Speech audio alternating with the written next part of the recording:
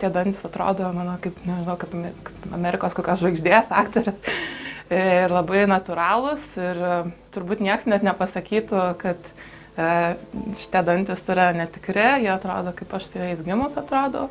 Tai čia atėjau turbūt prieš beveik 2 metus, nes buvau ne visiškai patenkinta savo šypsena.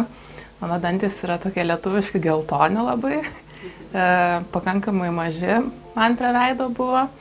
Atėjau čia dėl to, kad čia lankėsi mano vyras, jisai darėsi laminatės ir buvo labai patenkintas ir iškart rekomendavo gydytoją Vansę, sako, kad viena geriausių specialisčių Lietuvoje. Ir viena iš pradininkių. Vis nebuvo taip, kad ateinu iškart daro tuos dantis, ką aš noriu. Turėjau pasidaryti visą higieną, sutvarkyti dantis, breketus nešiojau. O jau kai dantis buvo tvarkingi, man darė estetinį plombavimą. Pati iš pradžių galvojau, kad su mano dantimis turbūt reikės laminačių, nes labai reikėjo ir keisti spalvą, ir formą keisti.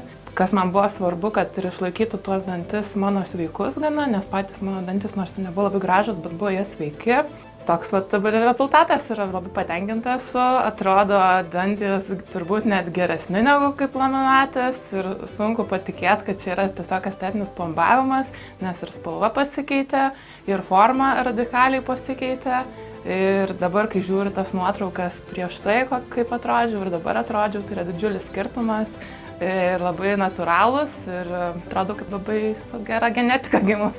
Taip, rekomenduočiau tikrai ir neskubėti, nenorėti labai gero rezultato iš karto.